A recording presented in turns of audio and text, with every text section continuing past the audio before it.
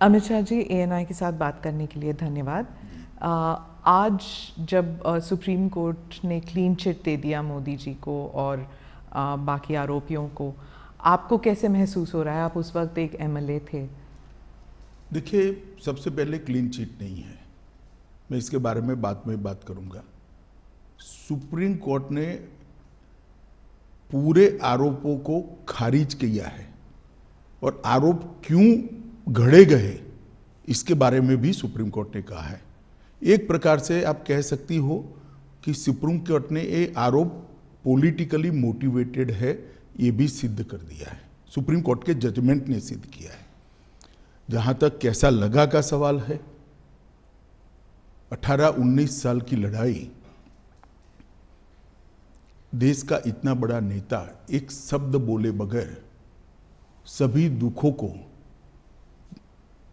भगवान शंकर के विषपान की तरह गले में उतारकर सहन कर कर लड़ता रहा, और आज जब अंत में सत्य सोने की तरह बह रहा है, चमकता हुआ बह रहा है, तो आनंद ही होगा।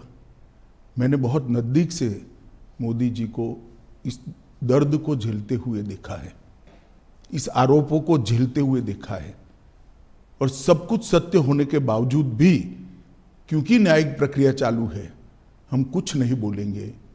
इस स्टैंड को कोई बहुत मजबूत मन का आदमी ही ये स्टैंड ले सकता है। ये अभी जो इंटरव्यू हम कर रहे हैं वो मैं 2003 में भी गुजरात के गृह मंत्री के नाते कर सकता था, पार्टी के अध्यक्ष के नाते भी कहता, क्योंकि परिस्थिति में कोई बदलाव नहीं है, फैक्ट था। परंतु संपूर्ण न्यायिक प्रक्रिया जब तक समाप्त नहीं हुई तब तक मोदी जी ने इसको प्रभावित करने के लिए कुछ नहीं कहा, चुपचाप उसको सहन करते रहे। मैंने आपसे भी पूछा ये सवाल, मैंने मोदी जी से भी पूछा, और आप दोनों यही कहते थे कि न्यायिक प्रक्रिया चालू है इसलिए मैं कुछ बोलूंगा नहीं। आपने भी यही कहा और मोदी जी ने भी यही कहा। 19 साल हो गए हैं, तो 19 साल में आप इधर उधर की बातें करते थे, पूरा आप डिटेल में नहीं जाते थे। अब आप क्या बता सकते हैं कि क्या हुआ उन दिनों में? सबसे पहले 19 साल के बाद सुप्रीम कोर्ट की खंडपीठ ने आज जो जजमेंट दिया है, उस जजमेंट से मोदी जी पर लगे हुए सारे गलत आरोप को खारिज कर दिया गया है, और ये भी कहा गया है कि कुछ लोगों ने उस आरोपों को पॉलिटिकली मोटिवेटेड तरीके से लगाया था। To keep the pot boiling कहा। हाँ, वेस्टेड इंटरेस्ट। कौन थे वो आपके हिसाब से? नाम मैं बताता हूं बाद में। और तीसरा, इससे भारतीय जनता पार्टी की सरकार पर जो धब्बा लगा था वो भी धुला है, और मोदी जी जैसे वैश्विक नेता पर जो गलत आरोप लगाए थे, मैं मानता हूं कि लोकतंत्र के अंदर मोदी जी ने संविधान का सम्मान कैसे हो सकता है, इसका एक आदर्श उदाहरण सभी राजनीति में काम करने वालों लोगों के सामने करा है। मोदी जी की भी पूछताछ हुई थी, किसी ने धरना प्रदर्शन नहीं करा था। देश भर से कार्यकर्ता आकर मोदी जी के समर्थन में सॉलिडारिटी के लिए खड़े नहीं हुए थे। हम कानून को कोऑपरेट किए थे, मेरी भी अरेस्ट हुई थी, कोई धरना प्रदर्शन नहीं करे थे। और जब सत्य इतनी लंबी लड़ाई के बाद बाहर आता है विजयी होकर, तो सोने से भी ज्यादा उसकी चमक होती है। और मुझे बहुत अच्छा लग रहा है कि आज जिन लोगों ने भी मोदी जी पर आरोप लगाए थे, अगर उनकी अंतरात्मा है तो उन्होंने मोदी जी की और भारतीय जनता पार्टी की क्षमा मांगनी चाहिए। सिर्फ आरोप लगे थे क्या? दंगे हुए तो थे ना? आरोप क्या था? दंगे मोटिवेटेड थे। दंगों में राज्य सरकार का हाथ था, दंगों में मुख्यमंत्री का हाथ था, यहां तक भी कह गए। आरोप ये था। दंगे से कौन इनकार कर रहा है? देश में दंगे कई जगह पे हुए हैं। तो क्या उन दिनों में आप भी थे वहां पर? तो उन दिनों में क्या पुलिस जो है, जो कहते हैं कि पुलिस कुछ कर नहीं पाई, जो कुछ ऑफिशियल्स थे वो they were not able to do much, और बहुत से लोग कहते हैं कि वहाँ पॉलिटिकल जो व्यू था, इस वजह से ना तो पॉलिटिकल ना तो ब्यूरोक्रेसी ना ही पुलिस इतना कर पाई रोकने के लिए, दंगे रोकने के लिए। देखिए, भारतीय जनता पार्टी की विरोधी राजनीतिक पार्टियां, कुछ आइडियोलॉजी के लिए राजनीति में आए हुए पत्रकार और कुछ एनजीओ ने मिलकर, ये त्रिकूट ने मिलकर ये आरोपों को इतना प्रचारित किया और इसका इकोसिस्टम भी इतना मजबूत था कि धीरे धीरे झूठ को ही सब सत्य मानने लगे।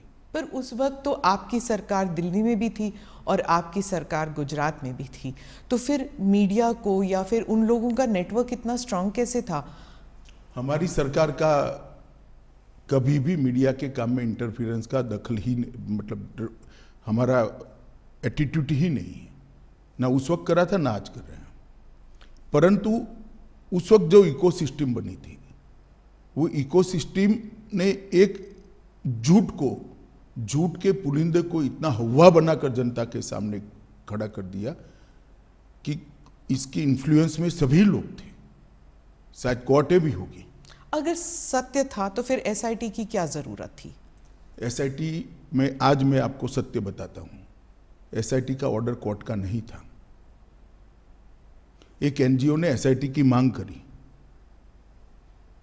कोर्ट ने फॉर सेक ऑफ आस्किंग हमारे लॉयर को पूछा, हमारे लॉयर ने कहा मुझे इंस्ट्रक्शन लेने पड़ेंगे।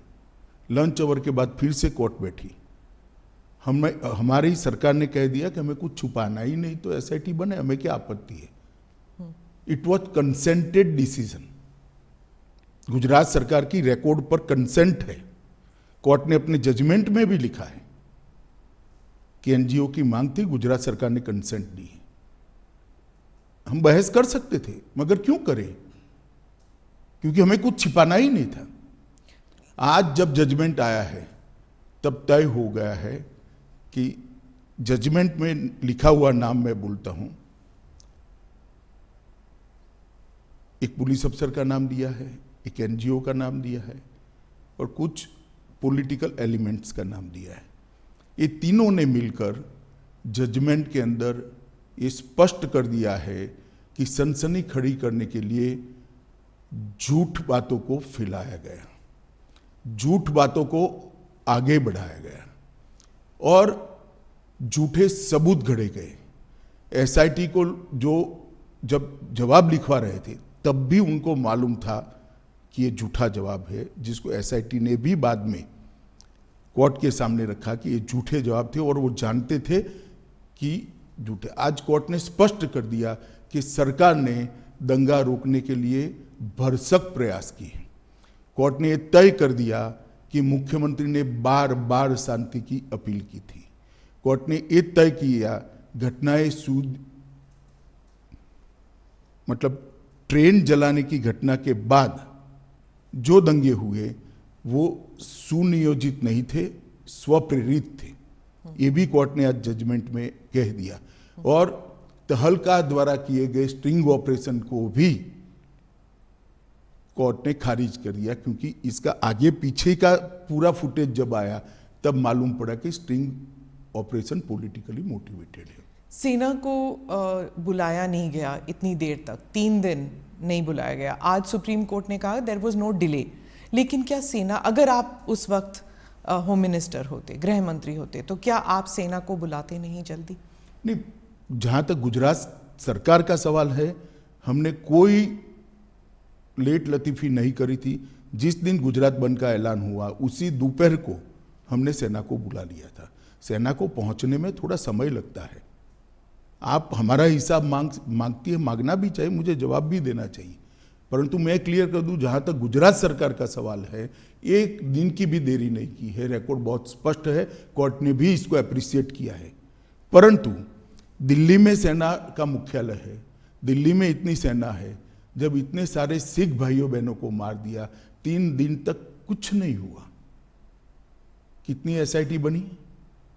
हमारी सरकार आने के बाद एसआईटी बनी। कितनी अरेस्ट हुई? इतने सालों तक सिख नरसंहार में विपक्ष की सरकारें रही, कभी अरेस्ट नहीं हुई, और वो लोग हम पर आरोप लगा रहे हैं पार्शियलिटी के। आप और मोदी जी दोनों कहते हैं कि इट वाज अ टैक्टिक या फिर कह दीजिए कंस्पिरेसी कि गुजरात को एक बुरा नाम देने के लिए कि ये एक दंगाई प्रदेश है और बीजेपी जो है एक दंगाई पार्टी है, और गुजरात 2002 के बाद वो टैग लग गया। क्या आप मानते? मैं और मोदी जी नहीं कहते, भारतीय जनता पार्टी नहीं कहते कि हम पर टैग लगाने का झूठा प्रयास किया। अब सुप्रीम कोर्ट भी कहती है कि झूठा टैग लगाने का प्रयास किया। आप लोकतंत्र में संविधान को भी नहीं मानेंगे, सुप्रीम कोर्ट को भी नहीं मांगेंगे। पॉलिटिकल स्टेटमेंट सच्चे या सुप्रीम कोर्ट का सब एविडेंस एप्रिशिएट कर कर लिया गया फैसला सच्चा, ये देश की जनता ने तय करना पड़ेगा। आप जैसे पत्रकारों ने भी तय करना पड़ेगा। और अगर ये मत बनता है कि सुप्रीम कोर्ट का एप्रिशिएट हुआ एविडेंस एप्रिशिएट करने के बाद दिया गया फैसला सच्चा है, तो अब क्वेश्चन उठाने चाहिए। पत्रकारों की जिम्मेदारी है, जिन्होंने आरोप लगाए थे उनके ऊपर पूछना चाहिए उनको कि क्या आधार था ये आरोप का, और आधार था तो क्यों नहीं गए सुप्रीम कोर्ट में। आपने एनजीओज का जिक्र किया, कौन से एनजीओज हैं, क्या किया उन्होंने? देखिए, मैंने बहुत हरीडली जजमेंट को पढ़ा है, मगर इसमें तीस्ता सेटलवाड का नाम बहुत स्पष्ट दिया है। तीस्ता सेटलवाड की एनजीओ थी, नाम तो मुझे मालूम नहीं है उनका। उन्होंने हर थाने में इस प्रकार की भारतीय जनता पार्टी के कार्यकर्ताओं को इन्वॉल्व करने वाली एप्लीकेशनें दे दी थी, और मीडिया का दबाव इतना था कि सभी एप्लीकेशनों को सच मानकर ट्रीट किया गया। मीडिया और एनजीओज का एक नेक्सस था, आप कह रहे हैं इन दोनों ने मिलकर 20 साल तक चलाया ये पूरा? ना 20 साल नहीं चला, 2002 अब 2022। स्मिता बहन, सबसे बड़ी बात तो जनादेश होता है और जनता सब देखती है। 130 करोड़ लोगों के 260 करोड़ आंख होती है, 260 करोड़ कान होते हैं, सब देखती है, सब सुनती है। हम कभी चुनाव नहीं हारे। जनमानस ने, जनता ने कभी भी ये आरोप को स्वीकारा नहीं। मीडिया, एनजीओ और हमारी विरोधी पॉलिटिकल पार्टी आरोपों को चलाते गई। एक चला दिया कि सीडी के बारे में, सीडी लेकर राहुल शर्मा चले गए, वहां पर नोटिंग है, नोटिंग साइड पर रोज काम है, उसने अपने रिकॉर्ड में रखा है, कोई कानून को नहीं तोड़ा है, और सुप्रीम कोर्ट ने भी इसको स्वीकृत किया है। बहुत से लोगों का मानना है कि एसआईटी इन्फ्लुएंस हुई थी, बीजेपी का दबाव था एसआईटी के ऊपर। हालांकि सुप्रीम कोर्ट ने तो कुछ और ही कहा है अभी, लेकिन इतने साल तक जब इन्वेस्टिगेशंस चल रहे थे तो उस टाइम सालों साल डिले करते गए। तो इस देखिए, एसआईटी की रचना हमने नहीं करी थी, देश की सर्वोच्च अदालत ने करी थी। अफसर का चयन भी हमने नहीं करा था, देश की सर्वोच्च अदालत ने एनजीओ को सुनने के बाद करा था। और जो अफसर रखे गए थे वो भारतीय जनता पार्टी के रूल स्टेट से नहीं लिए गए थे, सेंट्रल गवर्नमेंट के लिए गए थे, और तब तक सेंट्रल गवर्नमेंट बदल चुकी थी, यूपीए की आ चुकी थी। तो एसआईटी इन्फ्लुएंस नहीं हुई थी? जरा भी इन्फ्लुएंस नहीं। और कोर्ट मॉनिटरिंग केस था, कैसे इन्फ्लुएंस होती? इतने महंगे महंगे लॉयर एनजीओ की ओर से अपीयर होते थे। जैसे जाकिया जाफरी कहती थी, जो आप महंगे लॉयर्स की बात कर रहे हैं, कि आपकी तरफ के जो लॉयर्स थे वो बहुत हेविली पेड थे, उनकी तरफ से नहीं थे। एसआईटी के लॉयर्स जो थे हमारी ओर से, हमारे लॉ ऑफिसर ही थे और कोई नहीं था। हाँ, उनको बहुत पैसे, लॉ ऑफिसर को इतना पैसा नहीं मिलता है, आप जानती हो। इसके पेमेंट का एक सिस्टम होता है, इसका रेट शब्द प्रयोग ठीक नहीं है, मगर उनकी फीस तय होती है। और कई सारे इतने गलत बातें कि फायरिंग में सिर्फ मुसलमान मारे गए, कोर्ट ने आज ये भी नकार दिया कि ऐसा नहीं हुआ है।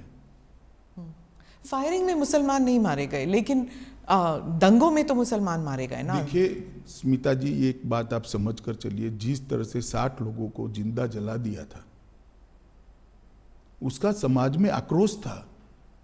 और जब तक दंगे नहीं हुए तब तक किसी ने इसका क्रिटिसिज्म भी नहीं किया, एक्सेप्ट भारतीय जनता पार्टी।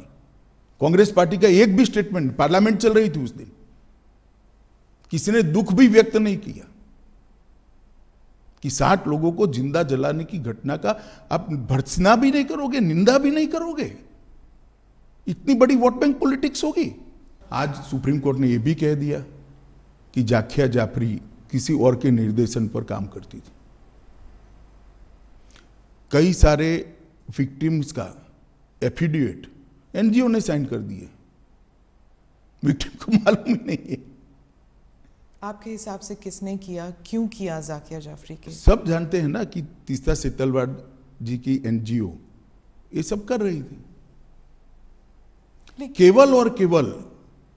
और उस वक्त जो यूपीए की सरकार आई उसने ढेर सारी मदद करी है तीस्ता सेतलवाड की एनजीओ को, ढेर सारी मदद करी है, सबको मालूम है, पूरे लुटियन दिल्ली को मालूम है। गुजरात में तो आपकी सरकार थी, इतने गुजरात में हमारी सरकार थी, मगर जो एनजीओ था उसको भारत सरकार ने मदद करी है, सब जानते हैं।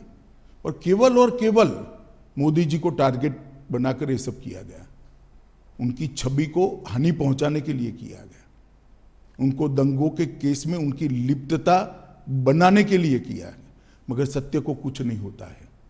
ये लंबी लड़ाई मोदी जी ने बहुत धैर्यपूर्वक सारी वेदनाओं को, वो विष को हजम करते हुए लड़े, और आज चमकते सूर्य की तरह सत्य बाहर आया है। मोदी जी जीत कर बाहर आए हैं। भारतीय जनता पार्टी के दंगों का कोई आरोप नहीं रहता। और मैं पूछना चाहता हूं, जो हम पर लगाते हैं, उनके शासन जहां जहां रहे हैं वहां दंगे नहीं हुए हैं क्या? उत्तर प्रदेश का वो इतिहास उठाकर देख लीजिए।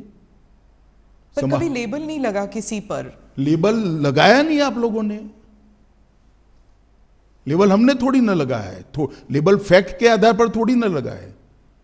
आप भी नहीं लगा पाए एज अ पॉलिटिकल पार्टी? हम करते ही नहीं, हम करना भी नहीं चाहते, हम क्यों किसी पर लगाए लेबल? दंगों का पॉलिटिकल उपयोग करना ही नहीं चाहिए। गुजरात में जब भी इन्वेस्टमेंट समिट होता था, हर अखबारों में दंगों पर आर्टिकल आ जाते थे। 10 साल तक, 12 साल तक कंटिन्यूअस आए। मोदी जी जब भी विदेश जाते थे, उनको एम्ब्रेस करने के लिए विदेश के अखबारों में आर्टिकल छपाए गए। एक व्यक्ति को परेशान करने के लिए कैसा हो सकता है? मुझे तो लगता है आप जैसे व्यक्तियों ने थीसिस लिखना चाहिए कि विसिएट कैंपेन कैसा होता है। ये कैंपेन चलाने वालों से सीखिए। तो इसलिए सुप्रीम कोर्ट का ये वर्डिक्ट इतना अहम क्यों है पार्टी के लिए और मोदी जी के लिए? मतलब आप जब इतिहास लिखेंगे आपकी पार्टी के लिए, तो 20 साल बाद, क्योंकि आज का जो युवा है वो तो जानता भी नहीं शायद 2002 में हुआ क्या, क्योंकि ये 20 साल पुरानी बात है। तो आज के युवा जब ये देखेंगे तो उस दिन क्या हुआ, उन 3 दिनों में क्या हुआ? क्या आपको अब कोई रिग्रेट्स हैं? और अब आप क्या देखते हैं इस सुप्रीम कोर्ट के वर्डिक्ट को? पहले एक बात समझ लीजिए, आज का युवा नहीं जानता है ऐसा आप कह सकते हो। इतिहास हजारों साल जिंदा रहता है, और झूठे आरोप जो होते हैं उसका निरसन न्यायालय के माध्यम से होना बहुत जरूरी है। और इसलिए लंबी लड़ाई, 18-19 साल लंबी लड़ाई मोदी जी भी लड़े हैं और सत्य ढूंढने वाले लोग भी लड़े हैं, और आज विजयी होकर बाहर आए। क्या इसलिए ये लड़ाई जरूरी थी? मतलब कि आप इतिहास जब लिख रहे हैं अपनी पार्टी लिखने के लिए नहीं, किसी भी झूठ के सामने लड़ाई करना निहायत जरूरी होता है। किसी भी अपप्रचार के सामने उसको एक्सपोज करना बहुत जरूरी होता है। इतिहास तो अपने आप बनते रहते हैं। 2 बार 2/3 बहुमत से जीतना ही इतिहास है। देश में जीएसटी डाल देना भी इतिहास है। देश के अंदर सीडीएस बनाना भी इतिहास है। देश के पहली बार सर्जिकल स्ट्राइक करना भी इतिहास है। पहली बार एयर स्ट्राइक करना भी इतिहास है। पूरे दुनिया में भारत के गौरव को आसमान तक ले जाना भी इतिहास है। इतिहास की तो खैर बहुत सारी बातें हैं, परंतु झूठ के खिलाफ लड़ाई लड़नी चाहिए, और मोदी जी डट कर लड़े हैं, धैर्यपूर्वक लड़े हैं, और आज विजयी होकर बाहर आए। पार्टी के लिए ये कितना सिग्निफिकेंट है? पॉलिटिकली मैं पूछ रही हूँ। बहुत सिग्निफिकेंट है। पॉलिटिकली कम, परंतु जिस प्रकार से मेरे पार्टी के सर्वोच्च नेता को विक्टिमाइज करने का प्रयास किया गया, और आज कोर्ट ने उसकी धज्जियां उड़ा दी हैं। मैं मानता हूं ये जजमेंट भारतीय जनता पार्टी के हर कार्यकर्ता के लिए, न केवल मोदी जी के लिए, हर कार्यकर्ता के लिए। मोदी जी के लिए तो खैर आत्मसंतोष का विषय हो सकता है, हर कार्यकर्ता के लिए गौरव का विषय है कि आज जो झूठे आरोप हमारे सर्वोच्च नेतृत्व पर लगाए थे वो सारे खारिज हो गए। सर, गुजरात लेबोरेटरी ये एक टर्म बन गया था कि जो गुजरात में जो एक्सपेरिमेंट किया गया, यानी कि बिना मुसलमानों के सरकार हम बना सकते हैं, बिना मुसलमानों के वोट के हम सरकार बना सकते हैं, और अगर मुसलमान ज़रा सा इधर या उधर हो जाए, लाइन पे ना चले, तो दंगे करा सकते हैं। ये एक गुजरात एक्सपेरिमेंट और गुजरात लेबोरेटरी करके जो अपोजिशन पार्टीज़ कहते हैं कि बीजेपी जो है ये इसको एक पॉलिटिकल साइंस बना दिया है उन्होंने, और वो हर राज्य में इस्तेमाल करती है। देखिए, अब जैसा जिस कलर के ग्लास का चश्मा पहनेगी ऐसा दिखाई पड़ेगा। पीले पहनेगी तो पीला दिखाई पड़ेगा, काले पहनेगी तो काला दिखाई पड़ेगा। ये देखने का नजरिया है। गुजरात मॉडल जरूर बना है। देश में हमने सबसे पहले 24 घंटा बिजली हर गांव में पहुंचाने का काम किया, वो एक मॉडल है।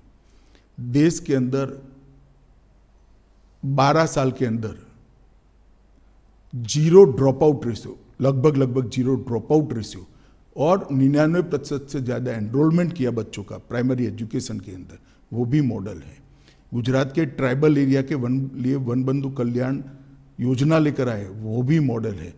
10% ग्रोथ रेट के साथ 12 साल तक एग्रीकल्चर ग्रोथ रेट हमने अचीव किया है, वो भी एक मॉडल है। ढेर सारे मॉडल है, हाईवेज से लेकर ग्रामीण विकास से लेकर अर्बन डेवलपमेंट तक। हमारे अर्बन डेवलपमेंट के एक्ट भी मॉडल है। जहाँ तक दंगों का सवाल आप कर रही है, आप एक बात समझ लीजिए, आप इतनी वरिष्ठ पत्रकार है स्मिता बहन, आप कांग्रेस के शासन के जो आपको ठीक लगे वो 5 साल, और भारतीय जनता पार्टी के शासन से जो आपको ठीक लगे वो 5 साल ले लो। कितने घंटे कर्फ्यू रहा, कितने लोग मारे गए, कितने दंगे हुए, और दंगे का ड्यूरेशन क्या था, कंपैरिजन कर लीजिए तो मालूम पड़ जाएगा कि दंगे किसके शासन में ज्यादा हुए। और दूसरी बात, ये दंगा होने का मूल कारण गोधरा की ट्रेन को जला देना था। 60 लोगों को, 16 दिन की बच्ची को मां की गोद में बैठे हुए जिंदा जलते हुए मैंने देखा है। मेरे हाथ से अग्नि संस्कार किया है मैंने गोता गांव में। इसके कारण दंगे हुए थे, और आगे जो दंगे हुए हैं वो पॉलिटिकली मोटिवेटेड थे। रिजर्वेशन का आंदोलन हुआ, दंगों में कन्वर्ट कर दिया गया। जब वो गोधरा से बॉडीज लेके गए थे अंतिम संस्कार के लिए, तब आपको लगा था कि ये there will be a blowback, मतलब कि कोई प्रतिक्रिया होगी? देखिए, उस वक्त किसी को सोचने की सुध बुध ही नहीं थी, इसलिए क्योंकि सबसे बड़ा प्रश्न ये था कि जो 59 लोग मारे गए हैं, इनके परिवार को उनका अंतिम संस्कार भी न करने देना। और कोई प्रोफेशनल इनपुट ऐसा नहीं था कि भाई इतनी बड़ी मात्रा में रिएक्शन आ जाएंगे। तो बॉडीज को परेड कर दिया गया था। परेड नहीं करा है, ये गलत प्रचार है। 16 सिविल अस्पताल में ले गया गया और बंद एम्बुलेंस में उनके परिवार वाले अपने घर पर ले गए। आप हॉस्पिटल में थे? मैं खुद हॉस्पिटल में था। क्या देखा आपने उस दिन? क्या देखना क्या था, जली हुई लाशें थी। दुख ही दुख था, आक्रांत था, रोज था। आप एमएलए थे, लेकिन आपकी कॉन्स्टिट्यूएंसी में ज्यादा दंगे हुए नहीं कंपेयर टू बाकी जगहों में। अगर आप उस वक्त इंचार्ज होते, अगर आप होम मिनिस्टर होते, तो आप क्या करते अलग उस वक्त? देखिए, जो भी लोग थे उन्होंने अच्छा काम किया था, मगर घटना के कारण रोष इतने व्यापक मात्रा में था जिसकी भनक किसी को नहीं लगी थी, किसी को नहीं लगी थी, ना पुलिस को लगी थी ना किसी को लगी थी, और बाद में किसी के हाथ में ही नहीं रहा। सर, और देखिए, इस बात पर अनेक अदालतों में, एक सुप्रीम कोर्ट के रिटायर्ड जज के कमीशन में सब जगह बहस हो चुकी है। ये मोदी जी को कोई पहली क्लीन चिट नहीं है, नानावटी कमीशन ने भी क्लीन चिट दी है, फिर भी एसआईटी बनाई गई। और मोदी जी एसआईटी के सामने कोई नाटक करते हुए नहीं गए थे। कि भी मेरे समर्थन में आ जाओ, गांव-गांव से आओ, नहीं आते तो फिर एमएलए को बुला लो, एमपी को बुला लो, एक्स एमपी को बुला लो और धरना करो। पर क्यों नहीं गई बीजेपी, क्यों नहीं गई अब सपोर्ट? हम मानते थे कि हमने न्याय में सहयोग करना चाहिए, न्यायिक प्रक्रिया में सहयोग करना चाहिए। सुप्रीम कोर्ट का ऑर्डर है, एक एसआईटी काम कर रही है। एसआईटी अगर चाहती है मुख्यमंत्री जी को कुछ सवाल पूछना, तो मुख्यमंत्री स्वयं कहते हैं कि मैं कोऑपरेट करने के लिए तैयार हूं। किस चीज का आंदोलन करना है? आंदोलन किस चीज का करना है? ये न्यायिक प्रक्रिया है। हमारे यहाँ कोई भी व्यक्ति न्याय की परिधि से बाहर नहीं है। नहीं, दैट आई एग्री, लेकिन आप खुद कह रहे हैं कि विक्टिमाइजेशन हो रही थी। मतलब आपको आपके खिलाफ जो चल रहा था उस टाइम मीडिया ट्रायल या एनजीओ, उसके खिलाफ आंदोलन, क्या वो जस्टिफाइड नहीं था? देखिए, ट्रायल के खिलाफ, कोई भी न्यायिक प्रक्रिया के खिलाफ आंदोलन जस्टिफाइड नहीं होता है, क्योंकि हमारा व्यू था वो व्यू सही तभी माना जाएगा जब न्याय की अदालत उस पर थप्पा मारी। मुझे जेल में डाल दिया तो मैं तो कहता ही था मैं निर्दोष था, परंतु जब न्याय की अदालत ने कहा कि मुझ पर गलत केस किया गया, मुझे फंसाने के लिए पॉलिटिकली मोटिवेटेड साजिश थी सीबीआई की, तब इस पर थप्पा लगता है। मेरे कहने से कुछ नहीं होता। उस वक्त लगा आपको कि पार्टी आपके साथ नहीं है? जरा भी नहीं लगा, पार्टी मेरे साथ ही थी। और आपको उस वक्त लगा कि ये पॉलिटिकल वेंडेटा है कि आपको जेल में डाल दिया? मैं तो भाग्य मानता हूं। क्यों? मैं भाग्य में मानता हूं, और मेरा तो जिन्होंने भी किया भला ही किया है। तो ये आप समझते हैं कि आपकी भलाई में हुआ? कैसे? नहीं, जो हुआ भले के लिए हुआ, बाद में परिणाम अच्छे आए। आपको क्या लगा उस वक्त जब आप जेल में थे? तो कुछ नहीं लगता था। मैं लड़ाई लड़ने का निर्णय आपको पता था कि आप बाहर निर्दोष निकल आए? जी, आज के इंटरव्यू का विषय मेरा केस नहीं है। आज के इंटरव्यू का विषय एक इतने बड़े पोटेंशियल लीडर पर, एक राज्य के मुख्यमंत्री पर। आप दोनों साथ थे सर, इसलिए मैं पूछ रही हूँ। 20 साल से आप दोनों एक साथ हैं, गुजरात से लेकर यहाँ तक, दिल्ली तक आना। आप हजारों लोग मोदी जी के साथ है, 25-25 साल से, 40-40 साल से। इस केस में खास केस में नहीं, भारतीय जनता पार्टी के कार्यकर्ता है नाते।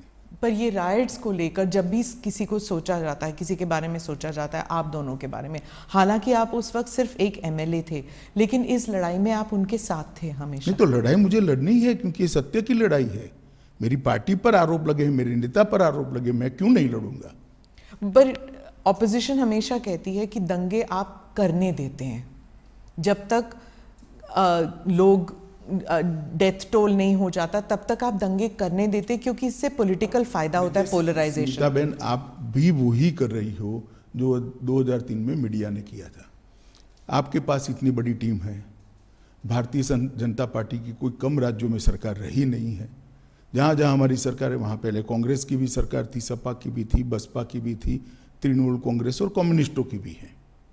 ठीक है, भारतीय जनता पार्टी का शासन का कालखंड और एवरेज दंगे और एवरेज हताहत होने वाले लोग और उनके कालखंड का आप निकाल दीजिए। आप मैथमेटिकल फॉर्मूला निकाल रहे हैं। मैथमेटिकल फॉर्मूला नहीं कह रहा।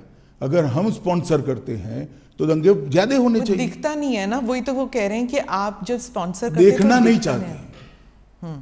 आप देखना नहीं चाहते कि भाजपा के शासन में दंगे कम होते हैं। दंगे जब होते हैं, वो कह रहे हैं, ऑपोजिशन कहती है दंगों से फायदा होता है बीजेपी को, पोलराइजेशन से पॉलिटिकल फायदा होता है, इलेक्टोरल फायदा होता है। तो फिर हम ज्यादा कराते हैं, दंगे तो कम हो रहे हैं। मैं गुजरात पे वापस आती हूँ, क्योंकि आप गुजरात स्पेसिफिक इंटरव्यू आपने कहा कि आप और किसी चीज़ पर बात नहीं करना चाहते, सिर्फ गुजरात पर बात करना चाहते हैं। आप मुझे बताइए कि अब आप 20 साल अगर आपको रिवर्स पे देखना पड़े तो क्या मोदी जी कर सकते थे जो उन्होंने नहीं किया? ऐसा है, सब कुछ किया है। मैं तो बहुत नजदीक से देख रहा था। इतने डिटेल में शायद ही किसी मुख्यमंत्री ने काम किया था। एक थाने की स्ट्रेंथ 100 पुलिस की होती है, 150 पुलिस की होती है। एडिशनल फोर्स लो तो 400 पुलिस की होगी और 2 लाख लोगों का जमघट है। क्या कर सकते हैं आप? इसको कंट्रोल करते करते समय लगता है। टीयर गैस, लाठीचार्ज, ये सब हुआ है, फायरिंग हुआ है। 900 लोग फायरिंग में मारे गए। तीसरे दिन नहीं, दूसरे दिन भी हुआ है। पहले दिन तो सवाल ही नहीं था, घटना थी। दूसरे दिन भी फायरिंग हुआ है, तीसरे दिन भी हुआ है। परंतु सरकार को भी व्यवस्थाएं करने में और जो स्केल बन गया, उस स्केल को पहुंचने में थोड़ा समय लगता है। और मैं आपको बताना चाहता हूं कि मुझे पूरा मालूम है, इस वक्त गिल साहब भी हमारे यहाँ आए थे हमारी मदद में, मोदी जी की सरकार की मदद में। गिल साहब भी आए थे। गिल साहब के साथ मैंने भी डिनर करा है। उन्होंने कहा इससे ज्यादा प्रॉम्प्ट एक्शन मेरे जीवन में मैंने नहीं देखा है। और उन्होंने पंजाब एक्शन देखा हुआ था। हाँ, कि इससे ज्यादा न्यूट्रल और प्रॉम्प्ट, दो शब्द प्रयोग थे, न्यूट्रल और प्रॉम्प्ट एक्शन मैंने मेरे जीवन में पुलिस की करियर में नहीं देखा है। फिर भी आरोप लगाए, गिल पर ही लगा दिए आरोप। अब जो पिटिशनर्स हैं वो कह रहे हैं उन्हें न्याय नहीं मिला सुप्रीम कोर्ट के, जाकिर जाफरी, क्या उन्हें न्याय मिला है? आपको क्या लगता है? मैं निश्चित रूप से मानता हूं एक ही जजमेंट सेशन कोर्ट में आया। इसके खिलाफ आपने हाई कोर्ट में अपील की, हाई कोर्ट ने कड़ाई से, सेशन कोर्ट से ज़्यादा कड़ाई से कहा। इसके खिलाफ आपने सुप्रीम कोर्ट में अपील करी, सुप्रीम कोर्ट ने इससे भी कड़ाई से कहा। फिर भी आप स्वीकार नहीं करते हो तो क्या कर सकते हैं? और दूसरा, डेट जिसने ली है, इसका रिकॉर्ड न्याय की अदालतों में पड़ा हुआ है, देख लेना चाहिए जिसको भी इंटरेस्ट है उसने। हर बार एनजीओ ने डेट ली है। लंबा खींचना, इश्यू को पेंडिंग रखना। क्यों? क्योंकि मोदी जी पर आरोप लगता रहे। तो जस्टिस वो नहीं चाहते थे, वो पॉलिटिकल वेंडेटा चाहते थे, क्या ये कह रहे हैं आप? पॉलिटिकल गेन चाहते थे। Political gain. मैं जाकिया जी की बात नहीं कर रहा, जो एनजीओ साथ में लगे थे, जो पॉलिटिकल पार्टियां एनजीओ को फंडिंग कर रही थी और जो मीडिया के ग्रुप एनजीओ को प्रसिद्धि दे रहे थे, वो लोग। सर मुझे बताइए कि 2002 के बाद और इस न्यायिक प्रक्रिया के बाद क्या लेसन्स हैं? क्योंकि मंथन तो होता है आपकी पार्टी में और गवर्नमेंट में भी, सरकार में भी, तो क्या लेसन्स आप सीख चुके हैं इससे, क्या कि ऐसे अब कभी ना हो? ढेर सारे सुझाव आए हैं। वो सारे सुझाव, मैं ही गृह मंत्री था, मोदी जी ही मुख्यमंत्री थे। गुजरात पुलिस ने अपनी कार्यपद्धति के अंदर इनकॉर्पोरेट कर दिए गए हैं। ट्रेनिंग मॉड्यूल भी बदले गए हैं, सूचना प्राप्त करने की पद्धति को भी बदला गया है, सूचना का ग्रेडेशन करने की नई सिस्टम इवॉल्व कर दी गई है, और सूचना ग्रेडेशन करने के बाद इसके अनुरूप एक्शन क्या होंगे, इसकी भी एक एसओपी बनाई गई है। इसलिए 2002 के बाद गुजरात में एक भी दंगा नहीं हुआ है। सेंटर स्टेट में जो तालमेल होना चाहिए राइट्स कंट्रोल करने के लिए, क्या उसे फाइन ट्यूनिंग, उसकी फाइन ट्यूनिंग मुझे लगता है व्यवस्था ठीक है। अभी जो व्यवस्था है वो ठीक है। क्योंकि अभी जो हमने देखे थे, जो अग्निपथ जो स्कीम है, उसके कारण जो दंगे हुए थे, हाँ वायलेंस में लोग मरे नहीं, लेकिन काफी देर तक इनएक्शन था, तो इसमें फिर वो स्टेट्स की बात हो जाती है। ऐसा है कि लॉ एंड ऑर्डर कंट्रोल करना स्टेट की जिम्मेदारी है। भारत सरकार सहयोग कर सकती है, स्टेट की डिमांड पर सहयोग कर सकती है। और जब स्टेट को लगता है कि हमारी स्टेट की मशीनरी कम पड़ रही है या तो हमें ज़्यादा मैन पावर चाहिए जो स्टेट के पास उपलब्ध नहीं है, तो रिजर्व फोर्स में से भारत सरकार की मैन पावर जाता है। ये व्यवस्था बहुत परफेक्ट है और हर स्टेट में कमोबेश भारत सरकार के सीएपीएफ्स के बटालियन लगे हुए हैं, तो कहीं और से नहीं लाना है। मानो बिहार है तो एसएसबी हमारी तुरंत घंटों में पहुंच सकती है। पर उसमें भी कहा जाता है कि पॉलिटिकली हो जाता है मोटिवेट, जैसे ममता जी कहती हैं कि जो सेंट्रल फोर्सेस हैं वो पॉलिटिकल आदेश पर काम करती हैं। स्मिताबेन, ममता जी को ना आप समझा सकते हो ना मैं समझा सकता हूँ, छोड़िए, इसके आधार पर एडमिनिस्ट्रेशन कैसे तय होगा। पॉलिटिकल बातें करने के लिए हर एक को इस देश में स्वतंत्रता है। जी, आपका कोई आज जब ये रूलिंग आई है तो आप, एक बार और पूछूंगी मैं कि आपको कैसे महसूस हो रहा है आज के दिन? मुझे बहुत अच्छा महसूस होता है। मोदी जी को बहुत सारे बदनामी झेलते हुए मैंने देखा है मोदी जी पे बहुत सारे झूठ और झूठे आरोप मढ़ते हुए, निर्लज्जता से मढ़ते हुए मैंने देखा है। इसके बावजूद भी संवैधानिक प्रक्रिया है, कानूनी प्रक्रिया, इसके ऊपर कुछ नहीं करना है, ये बोल्ड स्टैंड लेते हुए मैंने देखा है और 18 साल धैर्य रखते हुए देखा है और 18 साल के बाद आज विजयी होते हुए भी मैंने देखा है। मुझे तो बड़ा संतोष है कि सार्वजनिक जीवन में नरेंद्र मोदी ने एक ऐसा एग्जाम्पल सेट किया है कि आरोप कितना भी झूठा हो, आप उसको न्याय की अदालत ही तय कर सकती है, सच है या झूठ है, तब तक धैर्य रखना चाहिए। सुप्रीम कोर्ट में ऑब्जर्वेशन ये भी था कि उस वक्त की सरकार ने दंगा रोकने का प्रयास नहीं किया और ये भी कि कुछ विटनेसेस जो हैं वो ऐसे जवाब दे रहे थे जैसे कि डिक्टेशन दे रहे हैं उन्हें। दोनों चीज़ें ऑब्जर्व किए गए। देखिए, उस वक्त सुप्रीम कोर्ट ने जो ऑब्जर्वेशन किया था वो एनजीओ के एफिडेविट के आधार पर किया था। इसकी जांच के लिए एसआईटी बनाई थी, एसआईटी ने अपनी रिपोर्ट दे दी और आज जो जजमेंट आया है उसमें सुप्रीम कोर्ट ने कहा है राज्य सरकार ने दंगा रोकने के लिए भरसक कोशिश की, राज्य सरकार ने उचित समय पर उचित कार्यवाही कर कम नुकसान में दंगों को समाप्त किया और राज्य सरकार ने सुप्रीम कोर्ट द्वारा दी गई विटनेस प्रोटेक्शन की स्कीम को पूरा का पूरा फुल स्टॉप कॉमा में पूरा किया है। तो इसीलिए कहा जाएगा कि सुप्रीम कोर्ट को भी इन्फ्लुएंस किया है। सवाल ही नहीं है सुप्रीम कोर्ट को इन्फ्लुएंस करने का। आप आरोप लगाने के लिए तो कोई भी कुछ भी लगा सकता है, परंतु आप जजमेंट पढ़ेगी, मेरे हिसाब से 300 से ज़्यादा पेज का जजमेंट है और हर आरोप को सुप्रीम कोर्ट ने गोलमोल नहीं किया है, डील किया है, किस आधार पर ये करा है। सामने से श्री कपिल सिब्बल ने बहुत सारे आर्ग्यूमेंट्स किए हैं, ऐसा नहीं है। ये इतने सालों से लड़ा जाने वाला केस है, सुप्रीम कोर्ट में 7 साल तक केस चला है और हर बार पूरे दिन सुनवाइयां हुई है। ये तीनों बातों को सुप्रीम कोर्ट ने स्पष्ट किया है कि राज्य सरकार ने भरसक कोशिश की, उचित समय पर उचित निर्णय लेकर इसको कम नुकसान में दंगों को समाप्त करा और जो विटनेस प्रोटेक्शन स्कीम राज्य सरकार ने सुप्रीम कोर्ट के सामने रखी थी, सुप्रीम कोर्ट ने थोड़े बहुत अमेंडमेंट कर अप्रूव करी थी, इसको फुल स्टॉप कॉमा में स्पिरिट के साथ लागू किया है।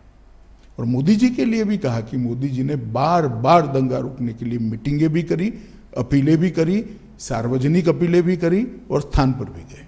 ये सभी चीज़ों को आज सुप्रीम कोर्ट ने नोट किया है। तो मैं मानता हूं कि एक भी आरोप जो एनजीओ ने लगा था वो टीका नहीं है। मोदी जी बिल्कुल कोई आरोप के बगैर पूरी बात से आज सुप्रीम कोर्ट के जजमेंट से बाहर आए हैं और आज सत्य का विजय हुआ है। मीडिया और एनजीओज, इन दोनों के ऊपर सुप्रीम कोर्ट ने भी कहा है। आप एक बार अगर आप कहें कि आप what do you think should be the role, और क्या रोल मीडिया ने नेगेटिव पॉजिटिव, एनजीओज ने नेगेटिव पॉजिटिव क्या किया? नहीं, त्रिकूट है, सिर्फ मीडिया और एनजीओ नहीं है। पॉलिटिकल पार्टियां भी जो एनजीओ को नर्स करती है वो भी है, आप इसको मत छोड़िए। तो आप व्हाट डू यू थिंक कि क्या इससे कोई लर्निंग लेसन्स मिलेंगे? मैं तो मानता हूं ये देखकर सबने आत्मचिंतन करना चाहिए। धन्यवाद मेरे से बात करने। Thank you.